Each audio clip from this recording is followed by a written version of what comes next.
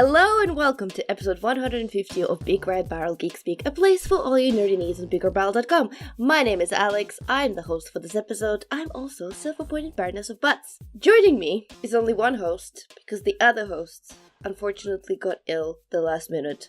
So please send thoughts of warm teas and coffees and honeys to Joe, who is suffering from sore throat and literally can't speak. But the person who can speak, and he does it dangerously and darlingly? Is that a thing? That I don't works. know.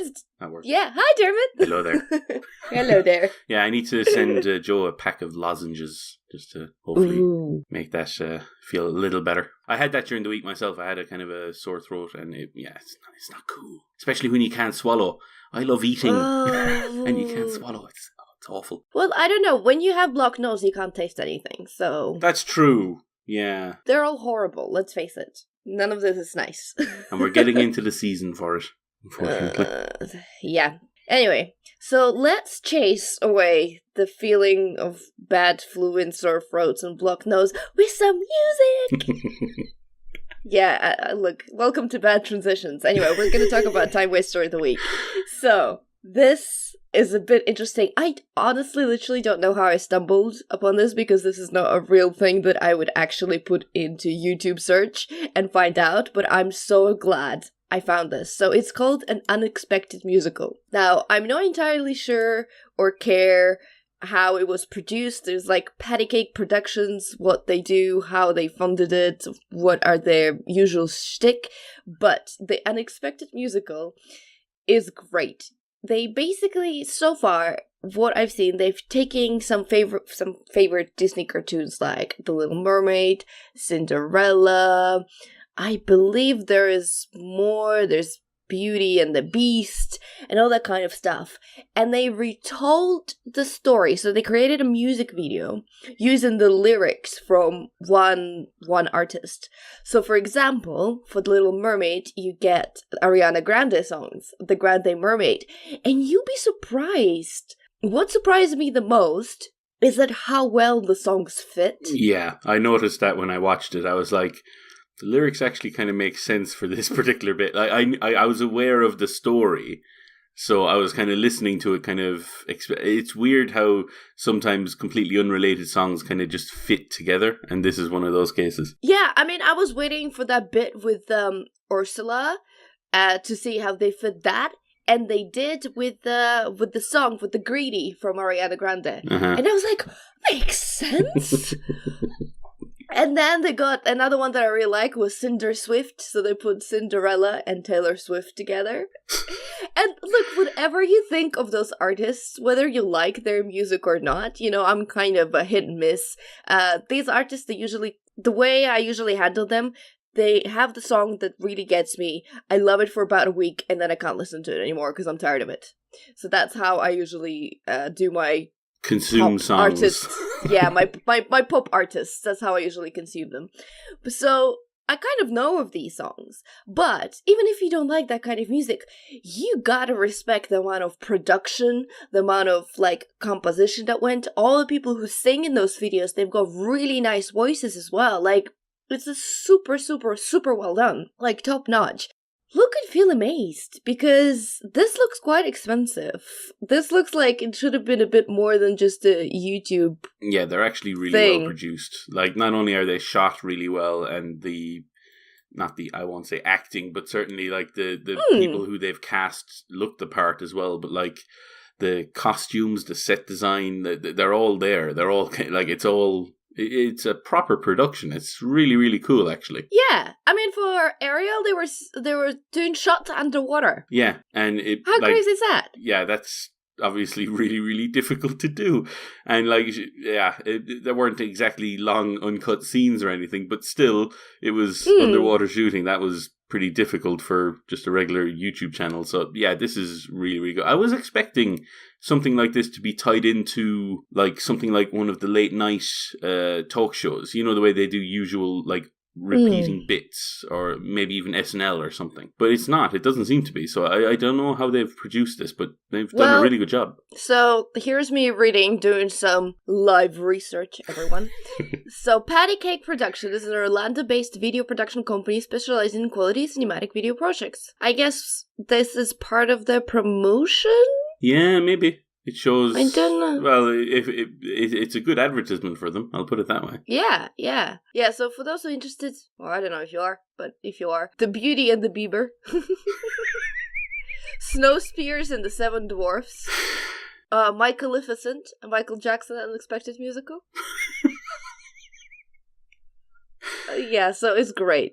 Look, I think it's great. Very nice. I'm going to have to catch up on those, because I just kind of watched the ones that you put in the agenda, which were the Grande Mermaid and the Cinderswift.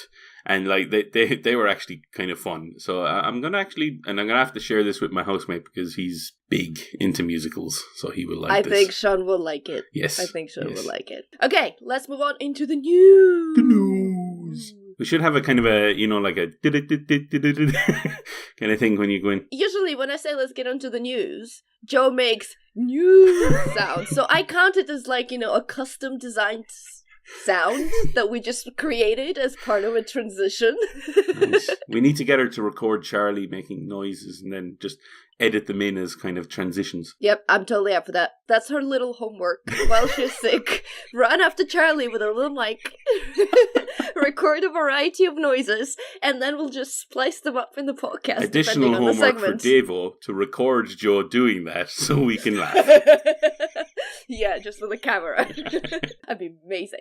So the news, there's lots of crappy news that were, throughout this week and last week and all that kind of stuff. So I'm actually super excited about this. And they're making Veronica Mars new TV show, new season, 8 episodes. It's going to be on Hulu. Very, very nice.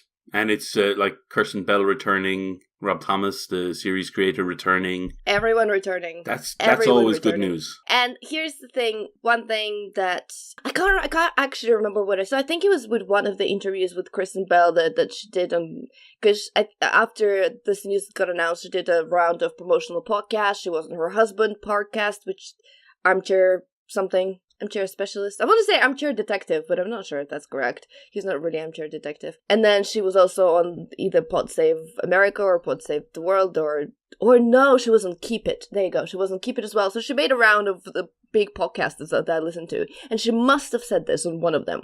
I'm sure it's very interesting to my listeners how I found the information that I found out. I'm very sorry. My brain works in mysterious ways in the mornings. Anyway, so what she said, which is kind of really relevant and gives me a lot of hope for this new upcoming season.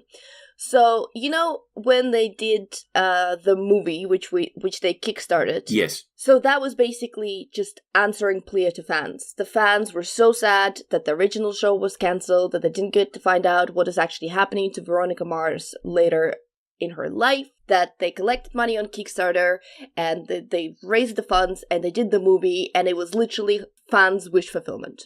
That's exactly what they said. They're like, we just wanted to do it for the fans. We wanted to do what the fans wanted us to do. We created the show. We got it out there for them as a thank you for everything. However, while they did do that, and that is great to a certain extent, like listening to your fans and doing the stuff that they want because they love and support the show so much, all up for that. What they're doing with the new series is that they're actually doing this for them. So they're doing a much darker series. They are much more focused on things that they want to explore. They are not sort of answering any kind of fan demands or fan kind of, can we do this? Can we do that? And they were like, no, we have a story. We have a vision. We have an idea. Rob Thomas is doing that. They've got some fantastic writers who are also doing that. And like the cast returning, so stoked for all of that, happening, that, they're all here because we need all of them.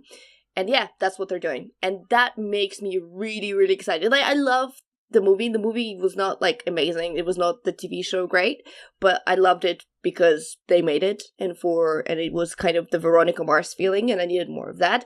In fact, I think there are like 2 books, Veronica Mars books out that I also read, which are quite good. as well. Okay. And kind of follow the TV series. But I am so excited that that's what they're doing with this TV series. Do we know yet what they're doing with the series? As in, are they setting it after the movie? Are they ignoring the movie altogether? Or have they discussed that one yet? I haven't heard anything about it. I wouldn't think they would ignore the movie. It doesn't really take anything away from what could happen. Okay. So it could just be a continuation, in which case, yeah. It absolutely could be. I mean, have you seen any of the Veronica Mars at all? A few episodes here and there. I never kind of got into it, got hooked by it, therefore I kind of left it, but it's always one of those shows that I've heard about, so therefore anytime I'm kind of skimming through and seeing, is there, something new to watch? If I see it, I'll go for it, but I haven't seen it on anything that I have, so I don't have Hulu. I'm assuming the older series are on there as well. Because I haven't seen them on Netflix or anything like that. I'm pretty sure it was on Amazon Prime at some point. I think that's where I rewatched it a couple of years ago. So I would double check if it's still on there. Because I do have that. But to be fair, if the Hulu are taking them over, they might have removed them from Amazon Prime and just put them on Hulu. That's true. Okay. So you might be out of luck. You've watched iZombie though, haven't you? Yes. So you know the Rob Thomas signature style. Yeah. Like iZombie has a lot of the same spunk and a lot of the same, I don't know, way to say things, dialogue, the same type of humor as Veronica Mars had. So, you'll get it straight away. If you like iZombie, you'll like Veronica Mars, is all I'm saying. I always like when creators have that kind of thing, that kind of distinctive voice that you can tell straight away just from watching them watch, who they are. And like exactly. you could almost watch something without knowing who it's from and identify that it's from them. I like that. So yeah, I'm going to have to see if I can find that somewhere. Yes, and rewatch it before the new season, because that's what I'm going to do, somehow. And that's in 2019. So I have a bit of time. Good. Yes. There's like 3 seasons to catch up on, so Yeah, there's enough. There's enough. And a movie. And potentially 2 books. I don't know how you feel about that. Anyway. Let's move on to some weird news. So James Gunn, who was quite recently, I don't know whether you can debate it, how recent that was, fired from Marvel and Guardians of the Galaxy 3, now switched camps and moved to DC to write a next Suicide Squad film and potentially direct it as well. Yeah. Oh boy. I'm actually excited by this news for a few reasons, but it's only kind of because additional rumors have come out since that I hope turn out to be true. Number one, they're obviously asking him to write the thing. They're offering him the chance to direct it as well, if he'd like. But also, he's been given the option that if he wants to, he can basically reboot it and cast whoever he wants. And sort of, he can kind of come in, take the Suicide Squad idea, which is very similar to Guardians of the Galaxy anyway, and just sort of redo it however he likes. So they can kind of just cut away everything that's crap. They can keep the stuff that they actually like. So he might retain Margot Robbie and potentially Will Smith, but cut everyone else out or soft reboot it, or he can choose to do whatever he wants based on these rumors that I've read. And if that's true, that's very exciting. But yeah, this is also a DC movie, so how excited we can be is entirely that is debatable. The question, isn't it? It's kind of weird because it feels like it made the whole circle, because Suicide Squad, the original one, yes, it was crap, but it was definitely 100% trying to steal Guardians of the Galaxy feel. In everything it did, it was Guardians of the Galaxy version of DC, and it crashed and burned because they don't get it. Because they didn't have James Gunn. Yeah, and they didn't have James Gunn. So now it's interesting. The thing that I don't know that I feel a bit iffy about. So James Gunn is not the first one to move from Marvel to DC. The same happened with Joss Whedon. Now, Joss Whedon kind of came under different circumstances, so I'm not sure you can compare it, because he was replacing Zack Snyder on Justice League, was it? Yeah, on Justice League. Zack Snyder had to leave, and obviously he did all he could to that movie, but it couldn't been saved, and I'm sure it was a horrible job. But he was also supposed to do a Batgirl for them. I think originally he was even before Justice League, he was signed on to produce a girl film, and then that sort of fell by the wayside. Yeah. So it's one of those weird situations where I do hope he's working on something for them, because I think he's an incredible creator, obviously, and he could do something really, really good. But yeah, it's one of those cases where he kind of was required to step in, and he did so because of, obviously, it was a family tragedy for the Snyders, so he kind of stepped in willingly. But he also kind of said during interviews that he didn't try and insert too much of his own stuff. He just sort of tried to finish what Zack had started. So maybe his touch wasn't as heavy as you might have expected from a new director stepping in. But again, he only had a few months to do anything anyway, so even if he had tried to come in and really reshape things, he might not have been able to do that fully anyway. But, that's neither here nor there. With this one, James Gunn, he's coming in at the start of a project, and he's coming in fresh off the back of 2 very successful movies. So yeah, I think this is a very intelligent move from DC, where that's kind of newsworthy because they tend not to make very intelligent moves. But it's a very intelligent move from them, and it's good for him that he's been given the reins of what could be a big franchise if he nails it. And I like the rumors, so I'm choosing to be hopeful. No, I agree. I think, although I almost wish, Suicide Squad just sounds just too much, a bit like Guardians of the Galaxy, if you know what I mean. It's just a bit too similar. I wish they would given him something different. But at the same time, I completely understand, why as soon as he became available, they were like, come to us. Mm-hmm. Completely understand why they did that. I also completely understand why they gave him the Suicide Squad idea. Because it's right up his alley. It's all these anti-hero heroes that are not people on the road to becoming heroes who are the baddies. All that kind of stuff. Again, completely up his alley. So everything that has happened makes sense to me. Yeah. And I believe he is a super talented person, so there's not even a little worry in my mind that if he writes it, it's going to be good. Now, whether a new director comes in and does something that doesn't make it good, or some internal politics at DC will mess it all up, or something like that can still happen. But if they give it to James Gunn, it's going to be good. Yeah, that's true. That's true. I'm just wondering what, quick question. If you were DC, James Gunn has just become available, you sign him on, what project would you have given him? What project would I have given him? See, my problem is I don't know that many DC superheroes. Okay. But I would have taken pretty much the same as he did with Marvel. Some really not well-known kooky characters that are really bizarre and that only hardcore comic fans would know, like Guardians of the Galaxy. And I would exactly do the same thing. I would bring them at the forefront at DC. And the fact that they are not well-known, that means they don't come with any baggage. That means he could literally do anything he wanted with them completely. Whatever he wanted, he could do it, because there wouldn't be anyone saying, well, this is not how Harley Quinn behaves. Well, this is not the real Batman, because people seen so many versions of them. They, even if they're not familiar with the original material, they already have an idea of what those things meant to be, right? So you always come with the baggage with those kind of things. Even Margot Robbie's Harley Quinn, she came with the baggage. She did a very good job, but there were people who were tick for Harley Quinn doing this, tick for Harley Quinn doing that, cross for her doing this, you know? Yeah. That's going to happen with almost any property. Even the ones that, even Guardians of the Galaxy. There were people, but it was a tiny minority, because only a tiny minority actually read those comics, that were complaining about those interpretations. But I think they were shouted down or just ignored by the huge masses that went to the cinema to see it. In a sense, I think that's exactly that's what I would do if I was DC. Now, to be fair, again, as I said, it completely makes sense to me why they gave him the Suicide. Why can I not say Suicide Squad today? This is a third time I stumble just say over it the once, word. And then edit it in the same way. Edit it in every time when you need to say it.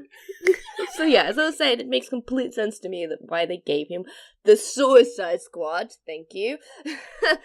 But at the same time, taking something really unknown and doing something really exciting with it is a totally James Gunn move. Yeah. And that would be really exciting. So basically what you're saying is you want him to direct Booster Gold.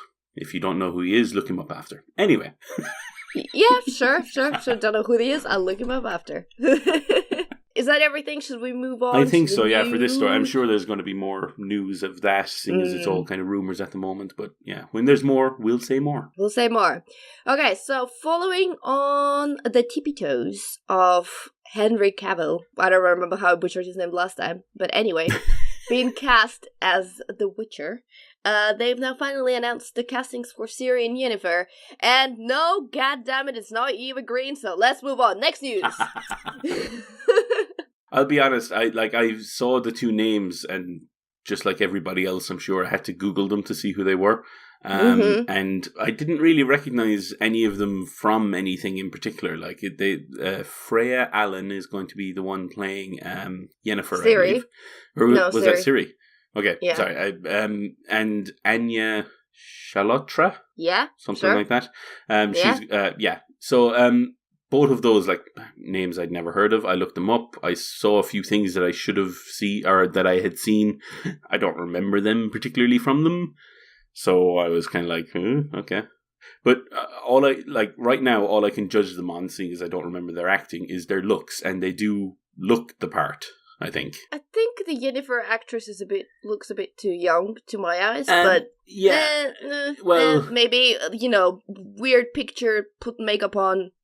So do whatever you want to do. I was reading Reddit, which nobody should do, but I was reading Reddit when this was announced, and a lot of the people there who had read the books said that Yennefer is always described as having the look of a 20-year-old because of course magic. She is, because every man who reads that book just always wants to fuck 20-year-olds. That's true. It just makes sense. That's true. So the fact that she's been played by a 23-year-old is canon, whatever. I don't know. How old is Henry Cavill? 30s? He's mid-30s, I think, yeah. Yeah, okay, well, fine. It's not Eva Green, so we can just complain anyway, it doesn't matter. Yeah, I know, that was the perfect casting. She can look, she in all her ages, she looks beautiful. That is true. That's all there needs to know. But yeah, so that's the latest bit of casting. I guess, once they found Henry Cavill to sort of be their frontman and be the person who brings in the audience, they could afford to cast very fairly unknown new actresses into the other roles. Yeah, hopefully, usually when people do that, the big name is sort of the big name. That's to get people in. The other people are chosen a lot of the time either for budget reasons or because they actually nail the character, but they're just not well known. Well, imagine how much money does Henry Cavill actually need for an episode of The Witcher. That's true. They're probably like, yeah, can we find someone new, please? Someone who's not going to ask for millions. Thank you. Yeah. Not Superman. Not Superman? Yeah. No, it shouldn't be too much because he's outside of that Superman, he hasn't really struck while the metal was hot, if you know what I mean, in terms of his career. He hasn't really developed many other roles. I thought he was very good in The Man from U.N.C.L.E., but it didn't hit commercially, so therefore I don't think his paycheck has risen hugely. He's a recognized name, so it will be up there, but I don't think it's one of those kind of top of the line things. But I think he sees this as an opportunity as well to kind of make a name for himself on the small screen. So, hopefully. Yeah, and it's a very layered, interesting role. And after playing basically a door handle for the last two, Superman, Batman movies, I'm sure he's excited to actually show some range. Exactly. Di, for the next segment, what's your good Greg Miller impression? I am not very good at Greg Miller at all. I've tried. I actually have tried. Because I wanted to meet him for ages. And he was here in London recently, and I completely flubbed my chance. So, aww, that was very disappointing. Anyway, I don't have a Greg Miller impression either. I can be Portillo. Woof! Good job. Thank you. Seamless. Seamless. Thank you. I take off my hat. Anyway, the reason why we're talking about this is because the news have come out, the biggest news on the Sony horizon, that we can finally change our PSN names, or we soon will be able to change our PSN names. Yeah, I'm happy for the people that this is a thing for. I'm happy for those people. You know what I mean? Like, good job, guys. You get what you want. Excellent. But yeah, I'm happy enough with my name. I don't see myself changing it. I made my name because I literally couldn't think of anything. So, and now it's the name that no one can pronounce when we game online. So I might change it. You thinking Dusty? Yeah. You know, keep it consistent on all accounts. Yeah. Nobody take it. Nobody flippin' take it. To be fair, I feel like, you know, it's a little stab in the back of PlayStation because that is the gamer tag or whatever that Xbox gave me, generated for me, and now it fits back into PlayStation. Dun dun dun dun. Okay, anyway, a few details about the name change. So the first one is going to be for free. Changes afterwards cost about £8, $10 American if you have PlayStation Plus membership, which of course you do. Do you like online? Of course you do.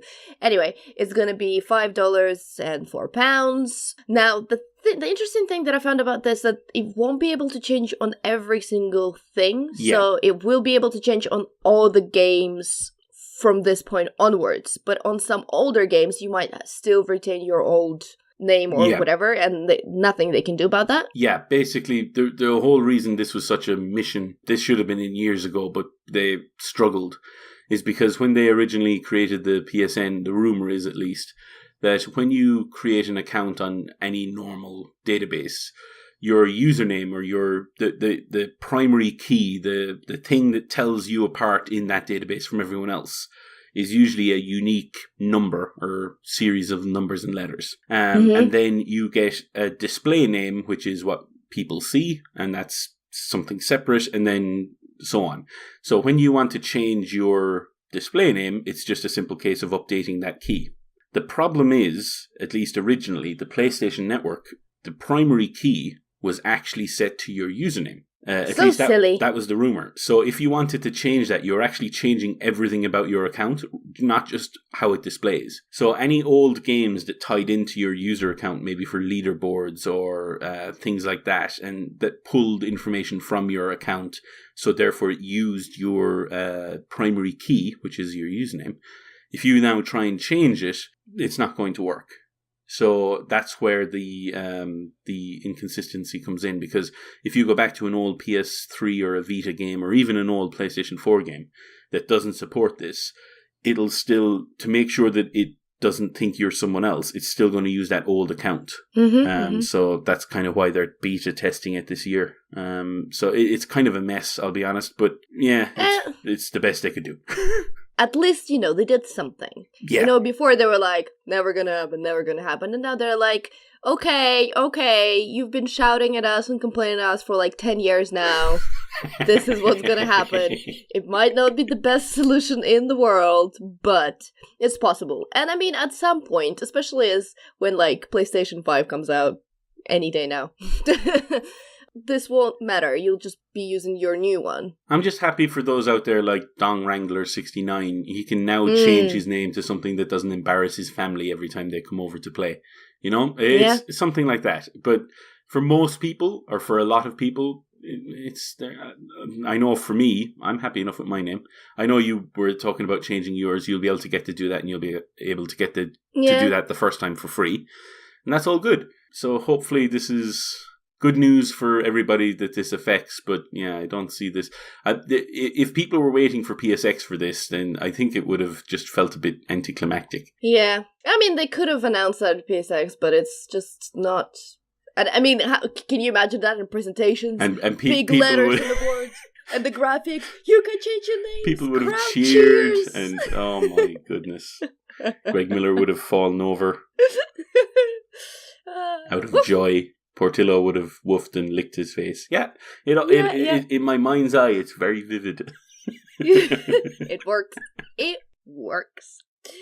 Okay, moving on to the last news. Now, it could be sad news for someone. Not for us, though. Or it could be happy news.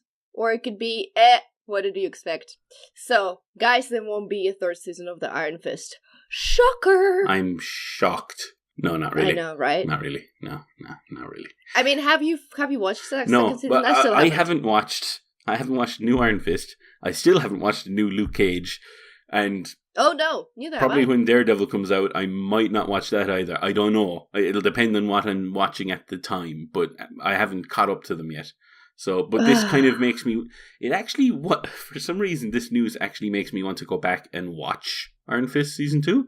I don't know why that makes me want to watch it more. You can't have any more, and you always want things you can't have, Di. Yeah, that's true. That's true. Oh well.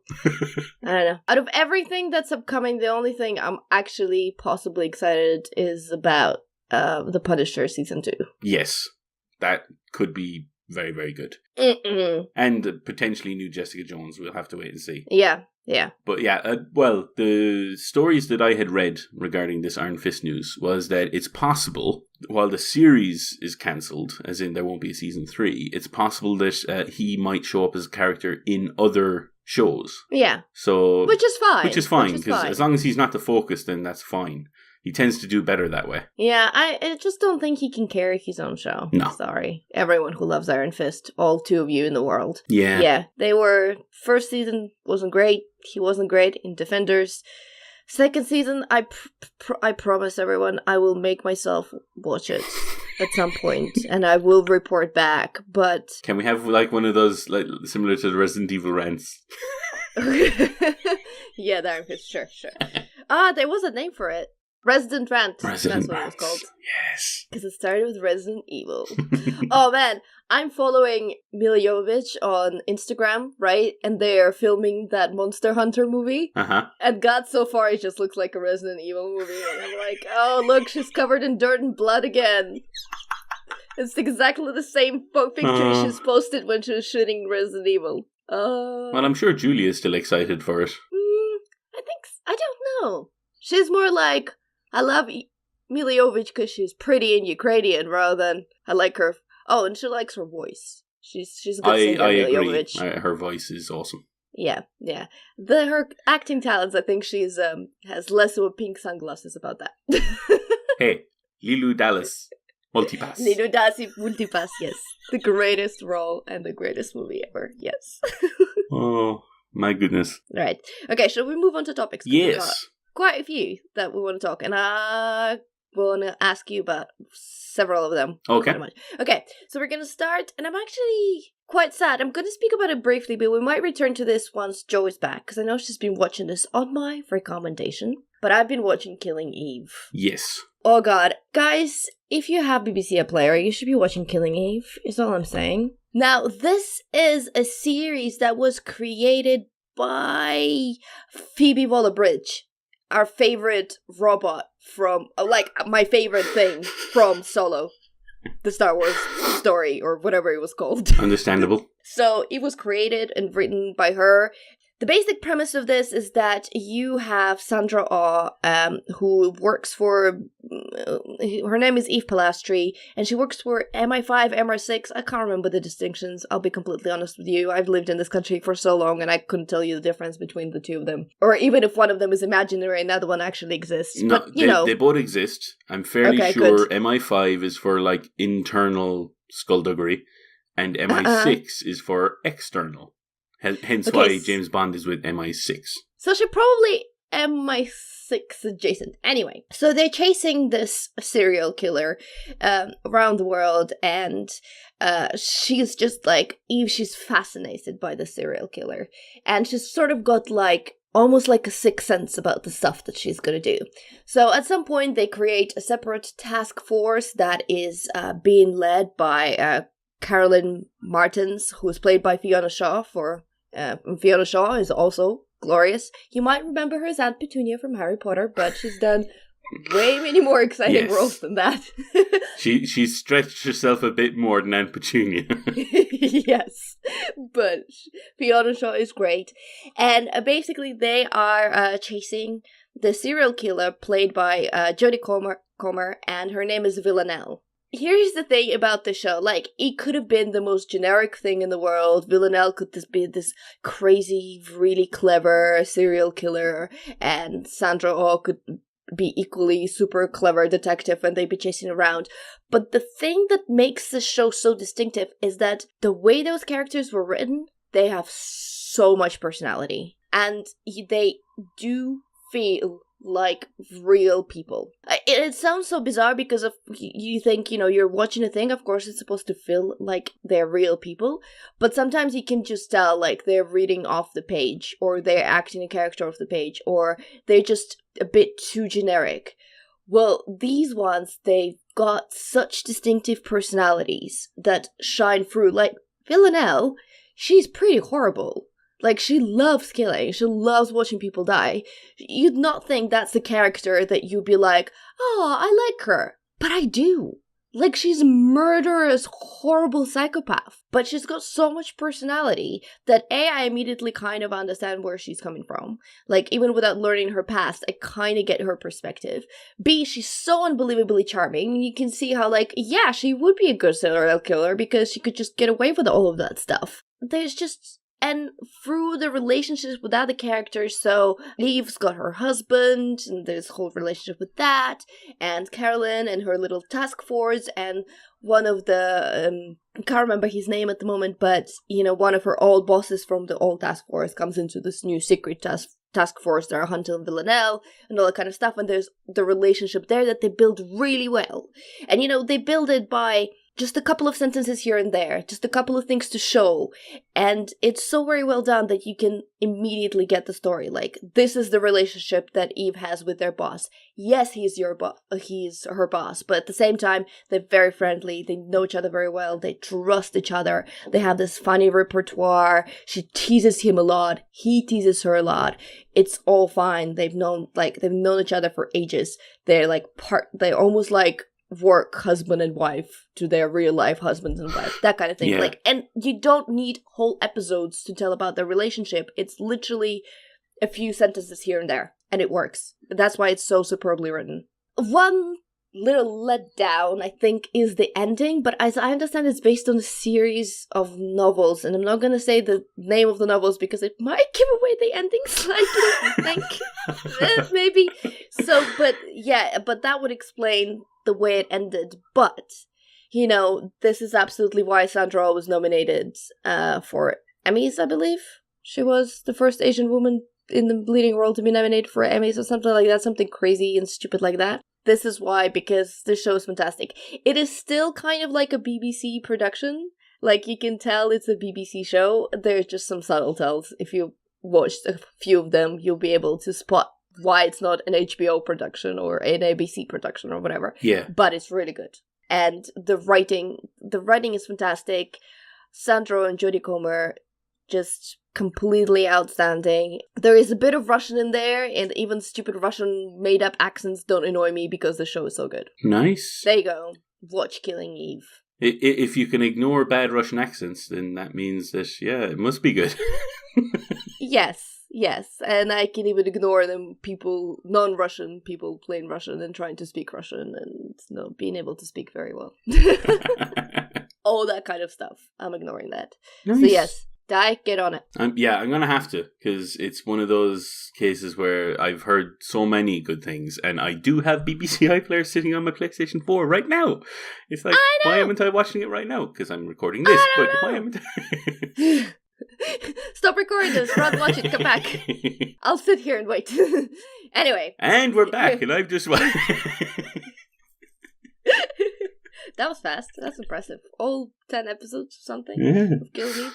Anyway, moving on. Di, what have you watched? I don't know what The First Man is. I should really have researched it before I No problem at all. Speaking. I'll tell you right now. So, The First Man is a biographical film. So it's basically about Neil Armstrong. Oh, wait, it's Neil Armstrong. Yes. It's the one with the, what's his face, Ryan Gosling. Absolutely. It's directed by Damien Chazelle, and it's based on a book written by James Hansen about the life of Neil Armstrong. For the reference, Damien Chazelle is the person who did the musical movie that I remember the name of. The one you're thinking of, isn't it? Nope. You're not thinking of Whiplash. With Ryan Gosling and Emma... La La Land. Yes, thank you. Emma Stone, yes. Yes, so he did La La Land, yes? Yes. Okay, good. Okay, so this is a very exciting segment. I'm sorry for interrupting you for this. Thank you. Keep going.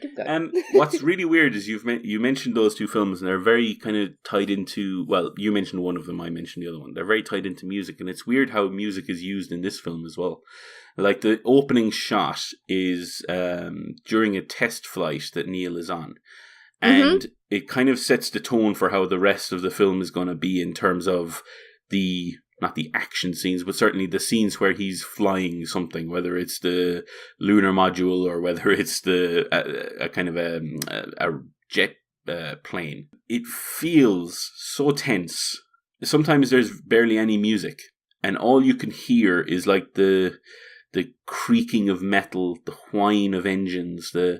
You can barely hear the radio because the plane or whatever they're in is shimmying so much.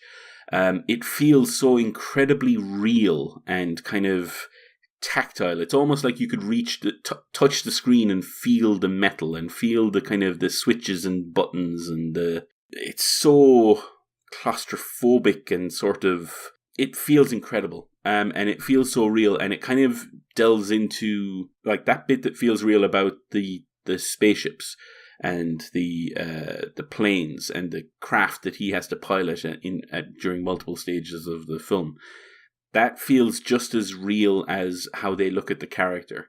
Like, Neil Armstrong was incredibly affected by this isn't a spoiler, happens in the opening minutes.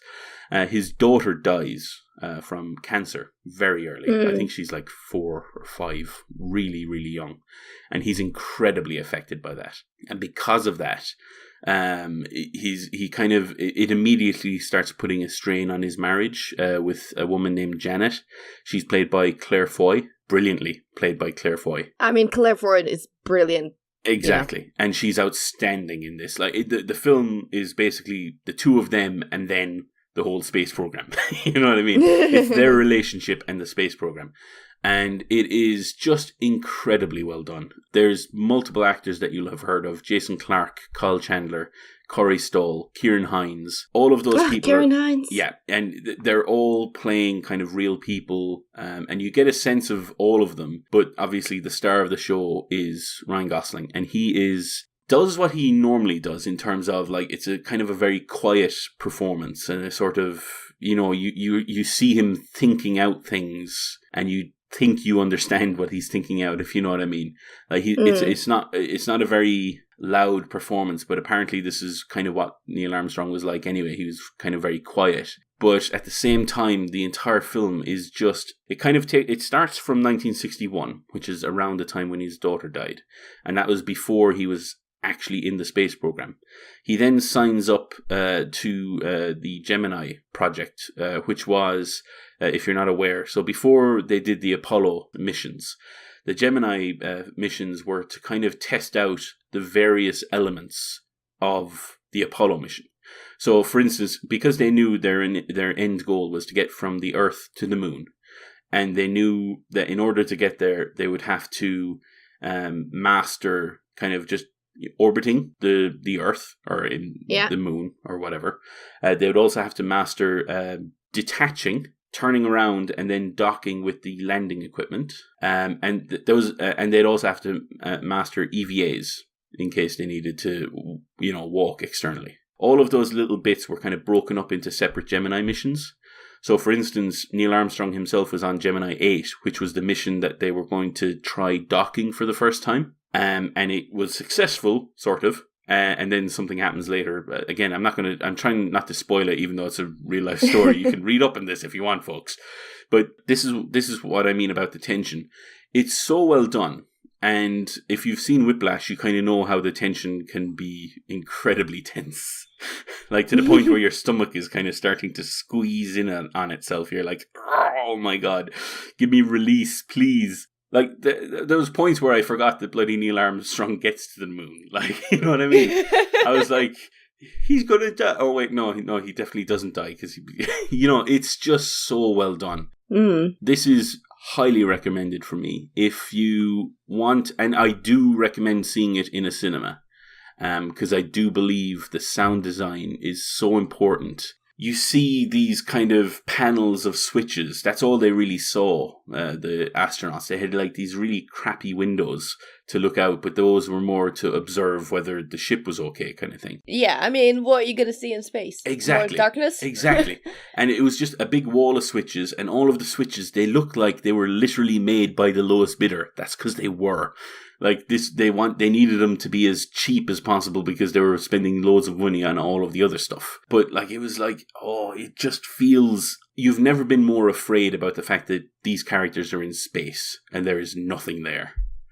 It really feels like there's like a thin layer of metal protecting them from death, and that tension doesn't go away. The way it's shot, the way it's sound edited, the use of music. The music kicks in only at certain points, and when it does, it's incredibly effective. This is a strong recommend from me. Really strong. Oh, interesting. It is incredibly good. And yeah, I'd advise anyone to go and see it. It came out, I think, this weekend.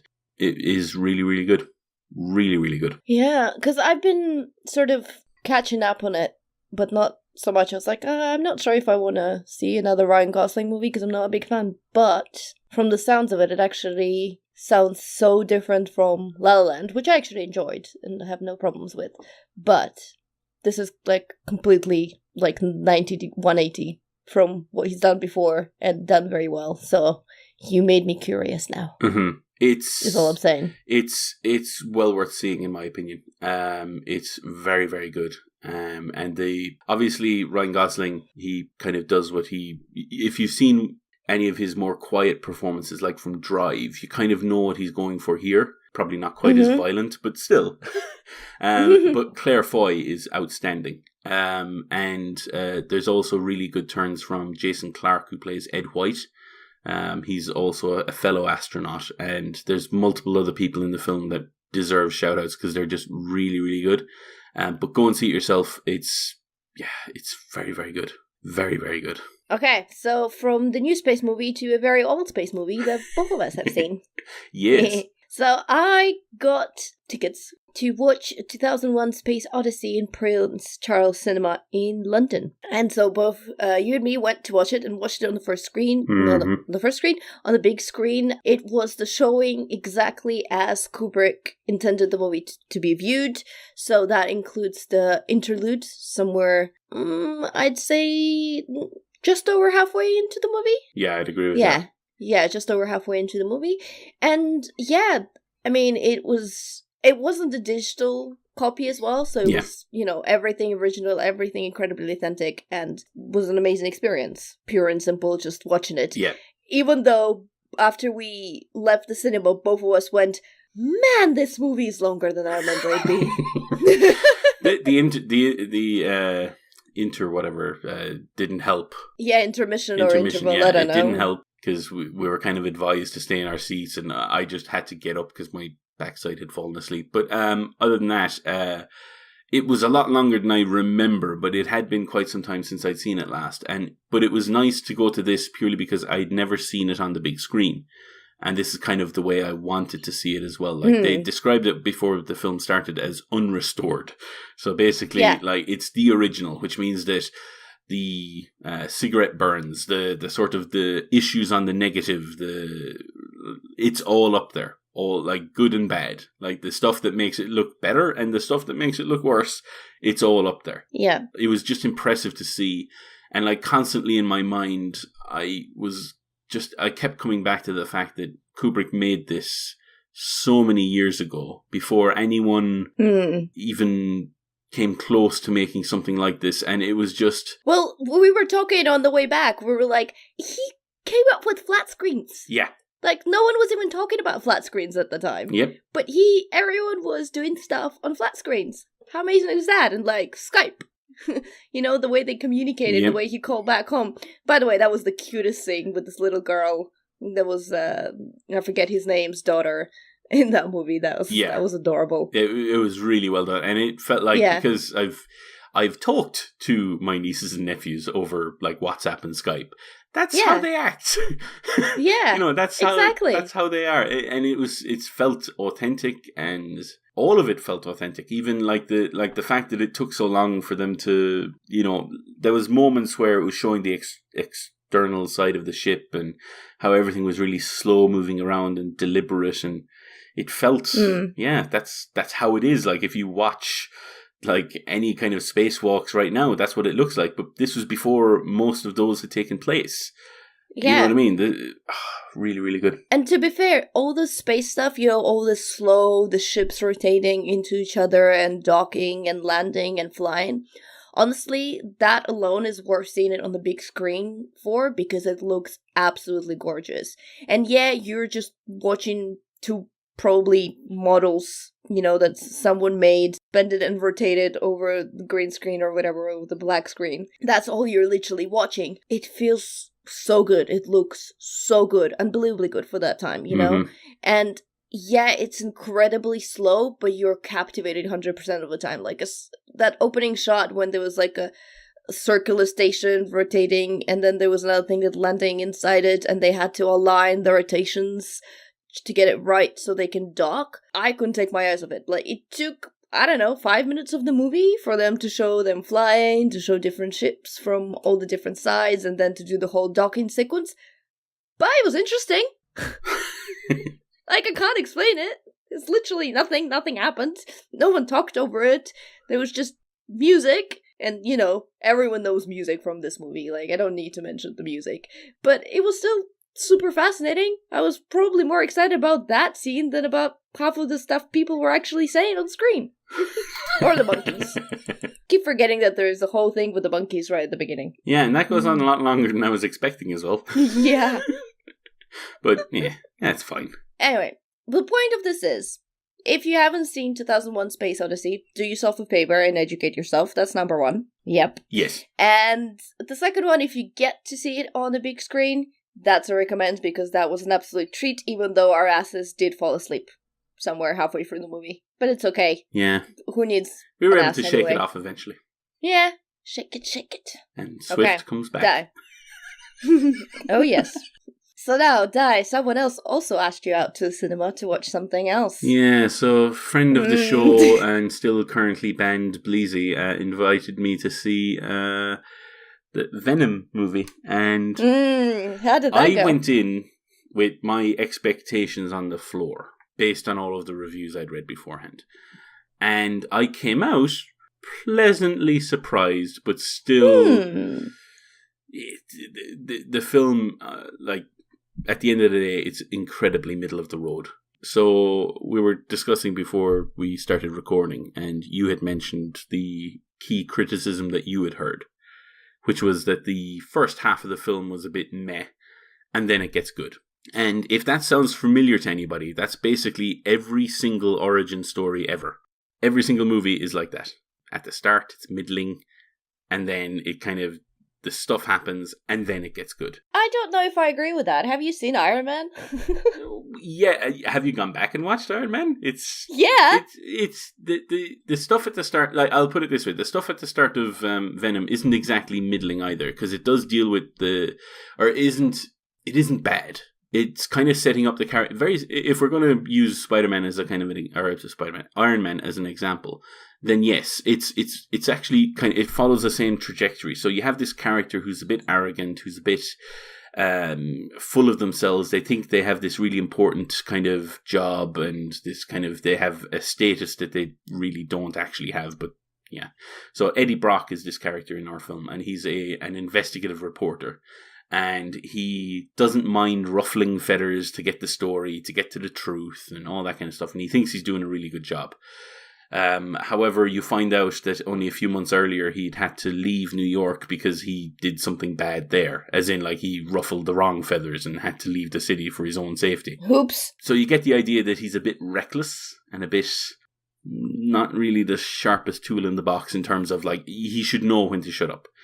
And he clearly doesn't, because he's talking to the CEO of the Life Foundation, and he starts dropping this information that he's gleaned, not from being a really good journalist, but from the fact that his girlfriend and fiancé at the time was a lawyer who happened to be kind of working with the Life Foundation and had some information on them. So he uses that information during this interview, and because of that, both he is fired from the newspaper that he's writing for, and his fiancée, who's played by Michelle Williams, is fired.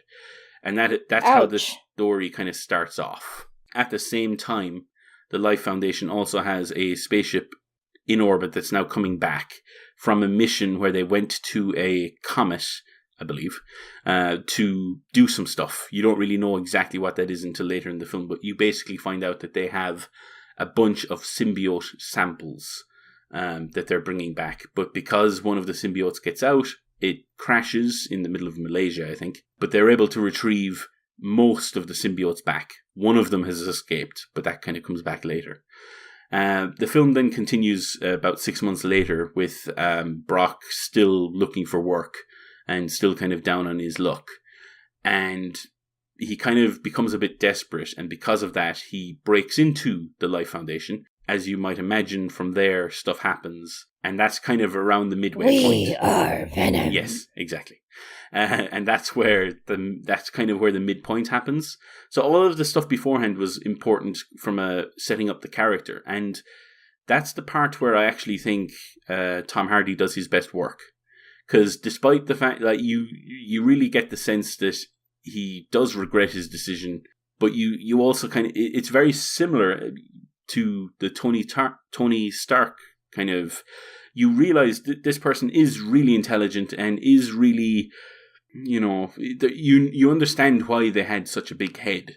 But at the same time, they had this really humbling moment, and because of that, you're kind of on their side. And Tom Hardy does a fantastic job of that bit. And Michelle Williams is very good as well. And I also really have to, just because I'm mentioning the actors, I have to shout out Riz Ahmed as the CEO, Drake, that I mentioned earlier. He is outstanding. He is not quite the mustache twirling villain, but he is so close to that, where he feels like human beings, because he has researched these symbiotes for so long, he feels that these human beings are just not worth it. Like, we're killing the planet, blah, blah, blah. He's kind of going, but like, you understand exactly what he's talking about, but obviously you understand it, but you do not agree with it. But he does such a good job of embodying that he's like one of those boo-hiss villains that is legitimately boo-hiss, and you kind of like him for it. It's really, he does a fantastic job. I really liked his performance in this. And then the film kind of continues from there. It's entirely predictable. You kind of know exactly where it's going to go and what's going to happen. But at the same time, the action scenes are really well shot. The effects are really good. The moments where you see Venom and Tom Hardy talking to each other, even though they're voiced, like he's voiced by Tom Hardy, so it's kind of weird. That's another thing I heard. The thing that I heard that the most interesting part about this is actually the relationship with Venom and Tom Hardy. Yes, yeah, and it is. Or Eddie Brock, sorry, Eddie whatever. Brock, yeah. Yeah, and it's well done. Like, it's like that bit is done. It's everything around it that's a bit crap. Like some of the writing is really bad, and the story, as I said, is entirely too predictable. Other than that, it's actually not bad, but like, it's just average. Like, this is a solid down the line movie. Like, you will watch it, whether you like it or hate it, you will forget it very quickly. You know what I mean? It's one of those films that's just, it doesn't do enough new or enough to kind of stand out that you feel that it will live in your memory. But there was enough there that I thought, that's actually, like, when this film was first announced, I thought, what are they doing? What's the point of this? You're not going to have Spider-Man in it. Money. He's not going to be well, yeah. And the fact that they have made what we believe is a money film, as in a film made just to make money.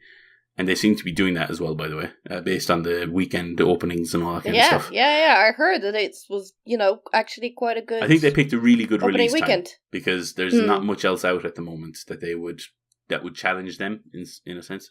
So that's fine.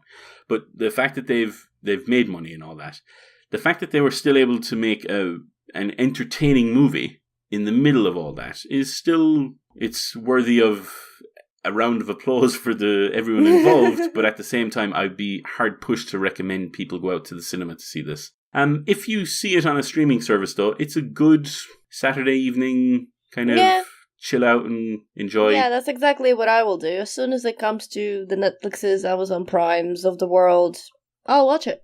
Yeah. Because I'm curious, but not enough to actually get from under the duvet and go outside and into the cinema to watch it. No, maybe not. Unless you bring your duvet with you. Yeah, but it's gonna get wet. Yeah, especially around this time. Yeah. So yeah, under the duvet time it is.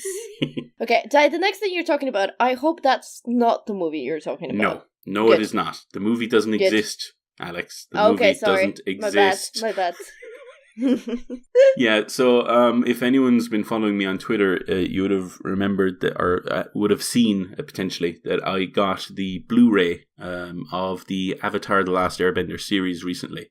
It only came out this year, the Blu-ray version. There was a DVD version that's been out for quite some time, but the Blu-ray version I got the Region Zero one so that I could play it, because I think it's only out in America at the moment. Mm-hmm. But I was really eager to get this because this is a series I've loved. I've watched it multiple times, and now I've watched it again on Blu-ray. It comes with a number of, behind-the-scenes stuff, but all of that is basically ripped from the DVD. So if you've seen that stuff already, including like the chibi shorts, the behind-the-scenes kind of making-ofs that doesn't really go too deep, they're only like 3 to 5 minutes long each. They're not very long at all. That's not really what you'd buy this for. You'd buy this for, number one, to get the best visual version. Now, it's still 4:3 because it's an older animated cartoon. And because of that, it still kind of ties into the old TV ratio of 4:3. But it's still the best kind of version that they have.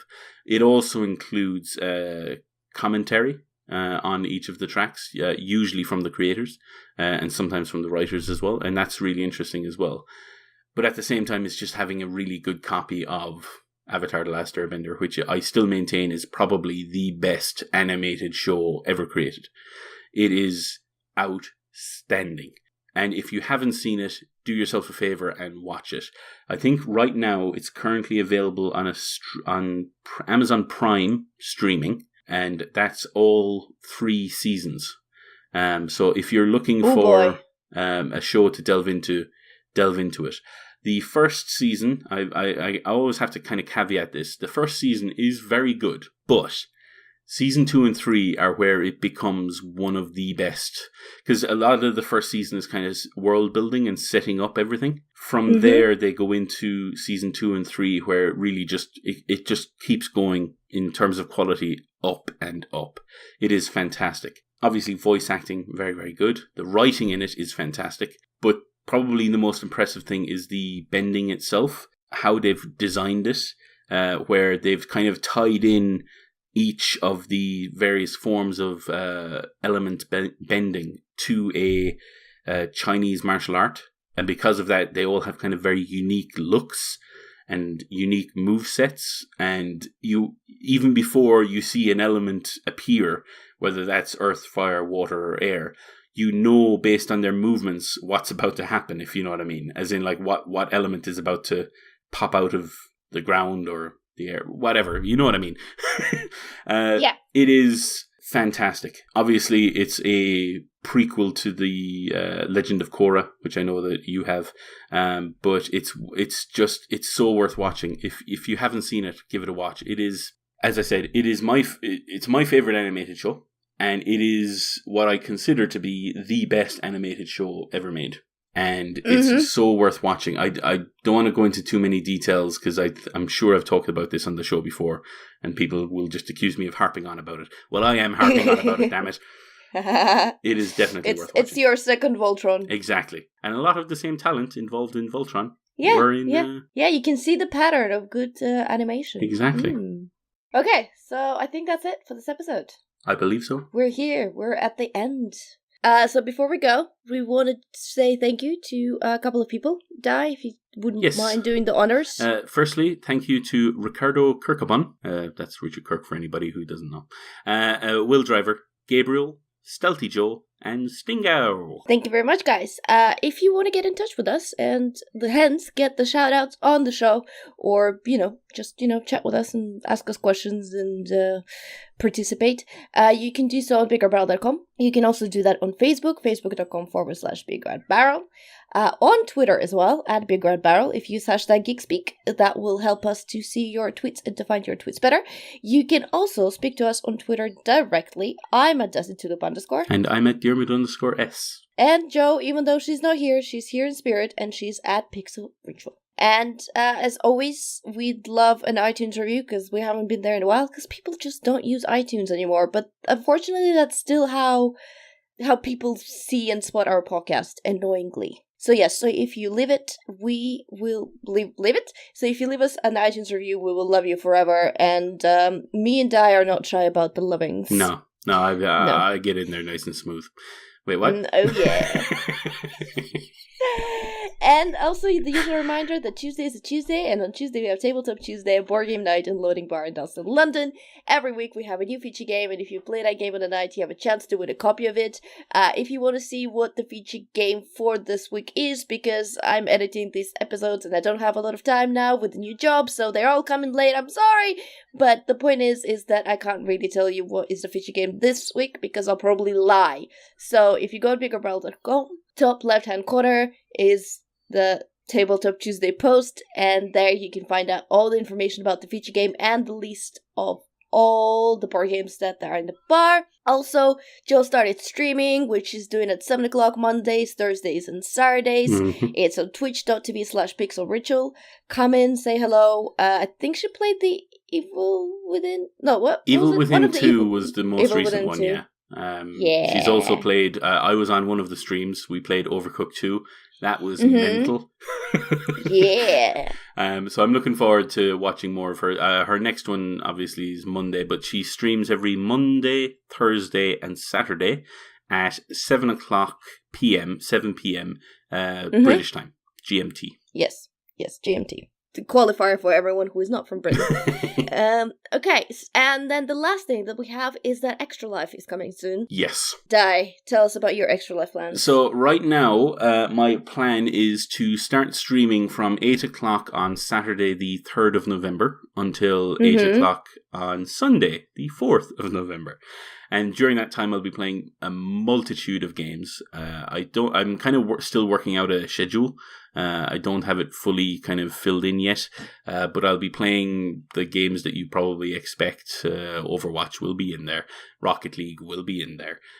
Even the new Call of Duty Black Ops 4 Blackout mode will be in there, because I'm having a lot of fun with that. All of those games. Oh God, I can't stop hearing about it. It's almost like you might have to buy a copy.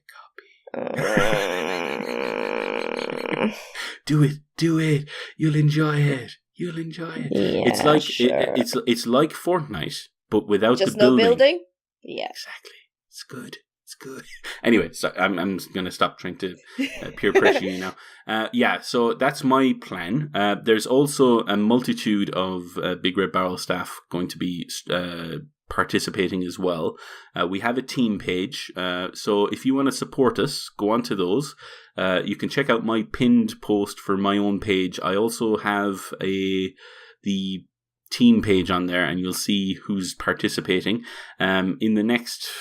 Hopefully in the next week or so, I'll be putting up an article on the site as well, detailing the various links to our stream pages as well as our donation pages and what we'll be covering. So we're still kind of working out in the background the plans, because some people are going to be playing together. For instance, the returning Forza Horizon delivery van race is coming back. I know that's happening. I don't know exactly when during that day, but that's happening. And there's a multitude of other games also going to be played. So yeah, definitely join us. If you can donate, that would be really helpful. If you can't, if you just spread the word when we tweet out stuff, that would be really beneficial as well. Cool. Yeah, I think I'm going to sit it out this Extra Life year, but I might do another charity stream later in the year. We will see. But regardless, I'll be watching, donating, and spreading love while it's all happening and cheering you guys on. Yeah. And probably doing some coffee runs or something like that. Okay, Okay, have I forgotten anything? No. No, this I don't has been think a so. long agenda for the backing out of the podcast. Backing out of the podcast? I don't know. I can't speak anymore. I'm a podcast host. I can't speak. Anyway, for episode 150, I've been Butts. I've been Diarmuid. And we bid you goodbye. Bye. Bye. Butts.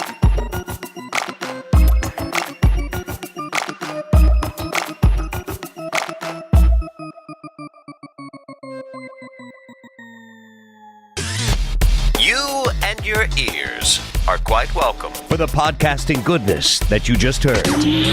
Why not roll on over To BigRedBarel.com for more podcasts, news, reviews, and videos from the biggest, reddest site on the internet. BigRedBarel.com